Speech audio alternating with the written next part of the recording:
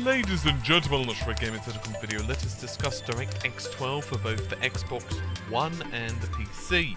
So this is going to be a brief overview of what's been discussed at GDC because there is a heck of a lot of information that I have to go through to do a real in-depth technical analysis of this, and a lot of information is still somewhat filtering through the pipeline, so no doubt we're going to hear a lot more about that over the next few days.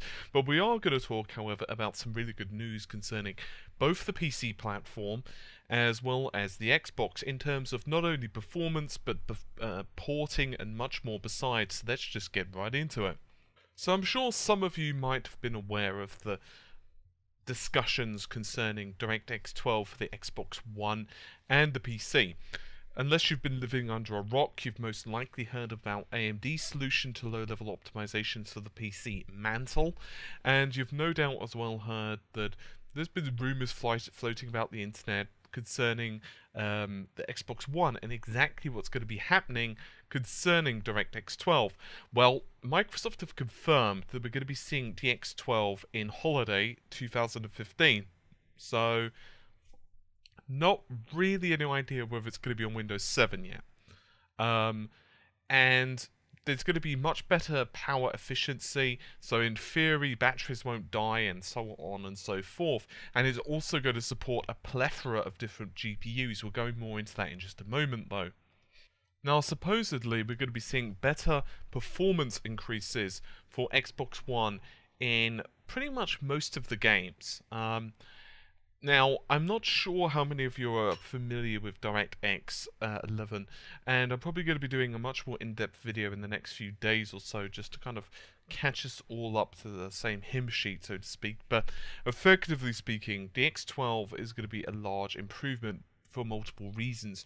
One, it allows the performance, the rendering, to be spread out across multiple CPU cores. Now, back in the day, which, wasn't too long ago really, PCs really had just a couple of cores and, that was fine for the most part, but now PCs are becoming a lot more multi-core and a lot more multi-threaded as well as consoles, and so the basic premise here is that DirectX 11 doesn't really take advantage of this.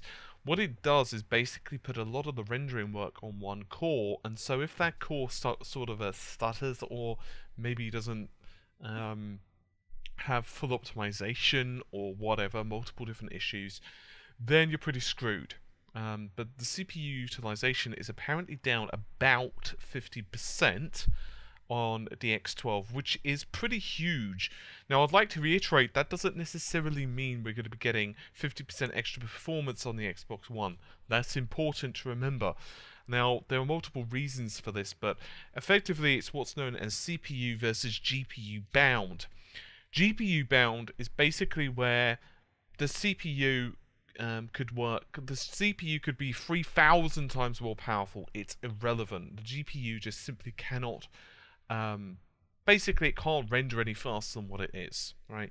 Now, I've always used the phrase, the convoy sails as fast as the slowest boat, by which I mean if you have a convoy of ships, one ship isn't going to go like 100 miles an hour, and obviously I'm completely exaggerating, and another one's going 10. It's a convoy, they all have to go at the same speed. In other words, they all have to go at 10. Now, in this case, what this basically means, and Microsoft have pointed this out before, back when the Xbox One wasn't actually released and they were doing like these various interviews and giving information, that they actually believe that they got some of their biggest improvements from actually increasing the clock speed of the Xbox One's AMD Jaguar from 1.6 to 1.75 GHz. Now, to reiterate, that's not an overclock. Despite the fact that many people have actually called it an overclock, it's not. The actual maximum theoretical clock speed of the Jaguar is actually about 2 GHz. But obviously the higher the clock speed, the more power and more heat that you produce. So the more power it requires and the more heat that it produces as a downside to that. So the API is going to be lower level. In theory, there's going to be less API, application programming interface, and driver tracking. So you're going to be getting much better collision, much better culling as well. Now, all of these are very important from the perspective of, well, you guessed it, folks, rendering. Now, what's interesting, and let's ignore the Xbox One for a moment, which isn't really fair, but let's just do so anyway. It's actually quite interesting because at GDC, DX12 was being shown off with Forza Motorsport 5. It's actually being put to the PC, hopefully with less microtransactions as an aside, but still. And it was actually utilizing an NVIDIA graphics card. Interestingly and bizarrely enough, the demo was apparently using a Titan Black. I don't really think that that was the best card to use, considering that it's about the most powerful card you can get in terms of the market right now. Now, interestingly, the card is going to work from any card, well, this is going to work from any card that's above the Fermi. So, in other words, the GTX 400 series. So, in other words, if you've got a GTX 460, you're golden. Its DX12 is going to be sweet. It's going to work. And many people, including myself, were somewhat suspicious the DX12 was going to be somewhat of a response, like a knee-jerk reaction to Mantle. And I'm actually very happy that Microsoft, in their fairness, have actually gotten something on paper that shows what it can do. So according to NVIDIA, as I said, it's going to be utilizing anything above a GTX 400, well, a 400 range. And according to Turn 10 Studios, who are of course responsible for producing Forza, it took them about 4 man-months to port DX11 to DX12.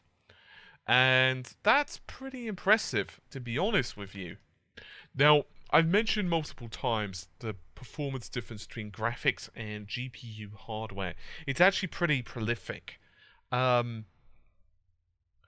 of the primary concerns, and this is just using one example, there are multiple, but let's assume the performance of the Xbox One and PS4 CPUs are around equal. So let's assume they're about 100 G-flops, not T-flops, G-flops. Now there's 1,000 G-flops in 1 teraflop, so I'll let you do the math on that, right? But let's assume the Xbox One's GPU, rounding it down actually, not up, but rounding it down, is running at 1.3 T-flops.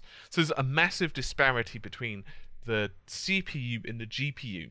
So, as I mentioned earlier, you have this situation where you've got the driver, Direct 3D, and God knows what else, all running on the same thread.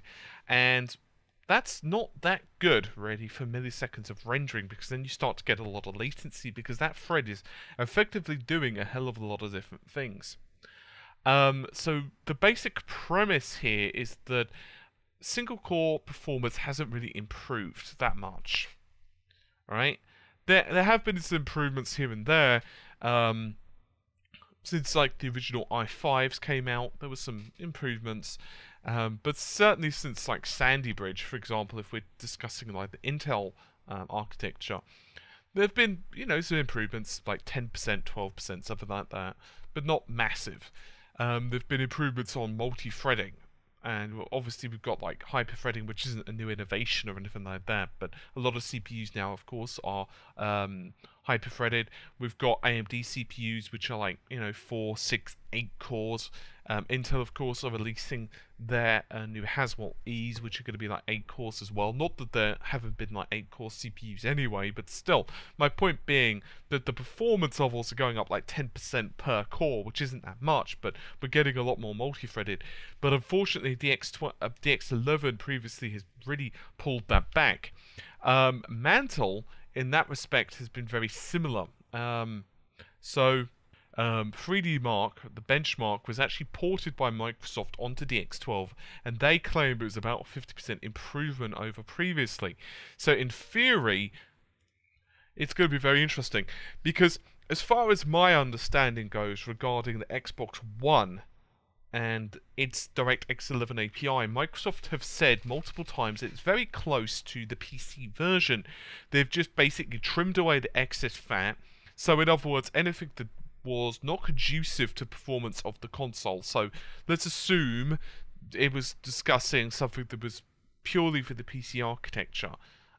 or for multiple graphics cards or whatever, just basically a wide variety of different things, they would remove it to reduce memory overhead and to just basically make it more streamlined. And obviously they improved it and they added extensions that would speak to like the ESRAM and to make all the bandwidth and everything like that sing pretty unanimously. Obviously as well, they also had issues such as the own bespoke hardware that was built in. I mean, for example, the data move engines, which obviously whose job it is to shuffle data around the console. Now, DirectX to many people was almost like it was on life support.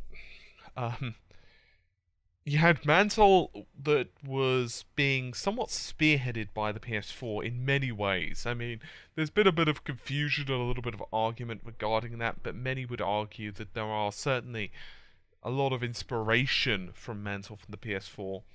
And it's kind of interesting because you have that, and then OpenGL, of course, is being spearheaded by Linux lovers such as Valve. And that, of course, we knew was going to be getting low level of optimization. There was a very good chance. And then Microsoft were just really silent on DirectX. And we just kind of wondered, well, what's going on? Is there going to be another DirectX version anytime soon? And there was a lot of confusion because, well, they just released the Xbox One and we knew that was the DX11. So was this going to be a situation where the Xbox One wasn't going to get a DX12 update, or what was going to happen? And apparently we are going to be seeing that. And considering that you've got very finite resources on the consoles, let's just be honest. I mean, the CPU commodity on a console, it's like, well, good luck to you, sir. It's just not that great compared to a PC.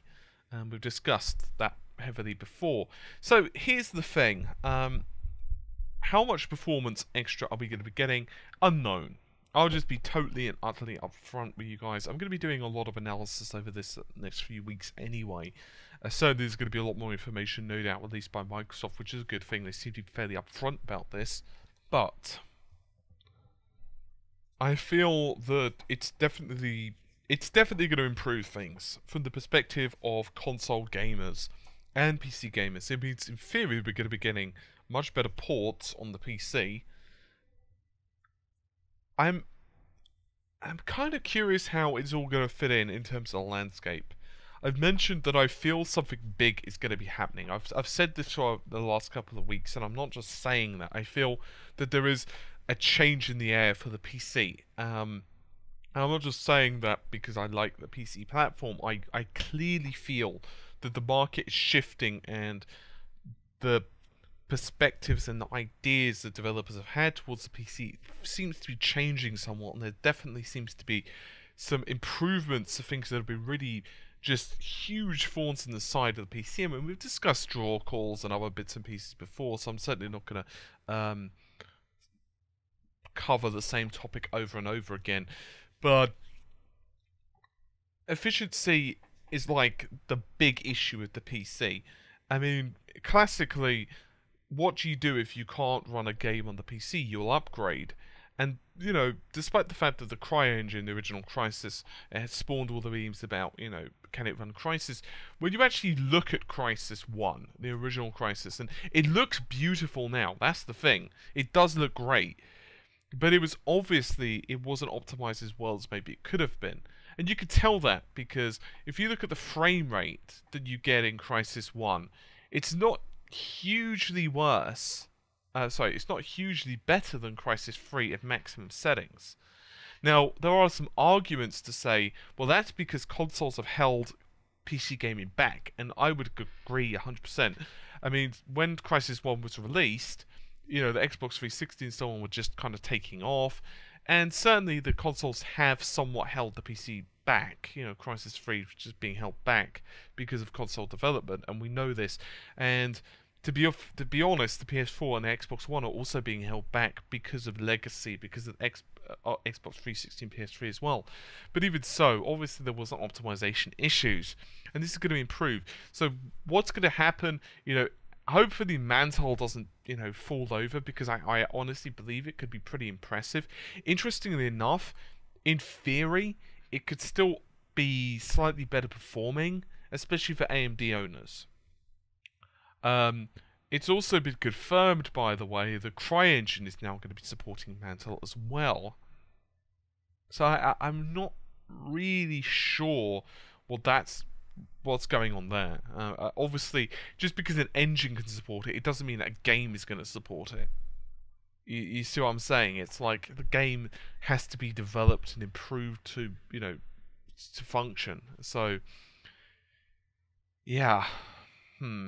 It's not really known how much performance extra we're going to be getting with the Xbox One either. Just to reiterate, 50% extra CPU performance. Here's the thing. It's not going to make the CPU or the GPU clocked faster. It's just going to make it much more efficient. And that's still a pretty important part, right? If the hardware is to be utilized efficiently, you're